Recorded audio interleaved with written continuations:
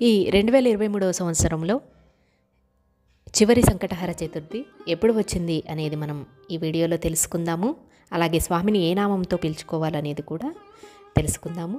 Hi hello everyone, అందరికీ నమస్కారం. Welcome to Usha's entertainment. నేను మీ ఉషా. మనకు కష్టాలు వస్తూ ఉంటాయి.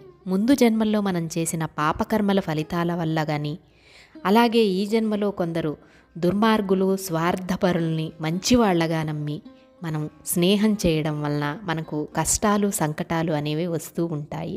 అలాంటి అన్ని రకాల సంకటాల నుండి కష్టాల నుండి మనల్ని రక్షించడానికి ఆ మహాగణపతి వారు సంకటహర గణేశునిగా ఉన్నారు. రోజు మనకు కుదరకపోయినా సరే కనీసం ప్రతి మాసంలోనూ అంటే ప్రతి నెలలో కృష్ణపక్షంలో వచ్చే చతుర్థి రోజైనా సరే మనం ఆ స్వామివారిని వేడుకున్నట్లయితే, స్వామివారిని పూజించుకున్నట్లయితే, స్వామివారిని తలుచుకున్నట్లయితే మన కష్టాలు అనేవి అన్నీ తొలగిపోతాయి. మరి ఇక ఈ 2023వ సంవత్సరం డిసెంబర్ నెలలో సంకటహర చతుర్థి ఎప్పుడు వచ్చింది అనేది మనం ఇప్పుడు తెలుసుకుందాము.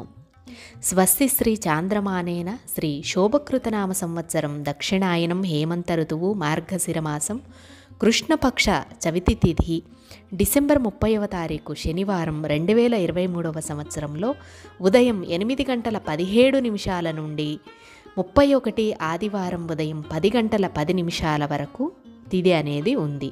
అందువల్ల మనం సంకటహర చతుర్థి వ్రతాన్ని జరుపుకోవాలి అంటే చంద్రోదయ సమయం ఏ రోజు ఉంటే ఆ రోజు చేసుకోవాలి. కాబట్టి మనం 30వ తారీఖు శనివారం రోజునే పూజ అనేది చేసుకోవాలి. ఇక ఆ రోజు ఉదయము పూజ చేసుకొని ముడుపు కట్టుకోవలసిన సమయం ఉదయం 8:17 నుండి ఉదయం 9 గంటలలోపు మనం చేసుకోవాలి. ఇక సాయంత్రము చంద్రునికి పూజ, అలాగే గణేశునికి చతుర్థి వ్రతం అనేది చేసుకోవలసిన సమయం 30 శనివారం డిసెంబర్ సాయంత్రం 6:15 నుండి రాత్రి 9 గంటలలోపు మనం గణేష పూజ పూర్తి చేసుకుని చంద్రునికి హారతి అనేది ఇవ్వాలి. స్వామివారిని ఈ నెలలో ఆకురాత మహాగణపతి అనే నామంతో మనం పూజించుకోవాలి. స్వామివారు మన కష్టాలను తీర్చడం మాత్రమే కాదండి, మన కోరికలను కూడా నెరవేరుస్తారు అని స్వామివారి 12 సంకటహర నామాలనేవి ఉన్నాయి కదా, వాటిల్లో మనకు ఫలశ్రుతిలో చివరగా ఉంటుంది. ఈ వ్రతం చేసుకున్న లేదా ఈ రోజున స్వామివారిని భక్తితో నమ్మకంతో పూజించుకున్నా సరే అంతటా అన్ని చోట్ల మనకు స్వామి తోడుగా ఉండి మనల్ని ముందుకు నడిపిస్తారు.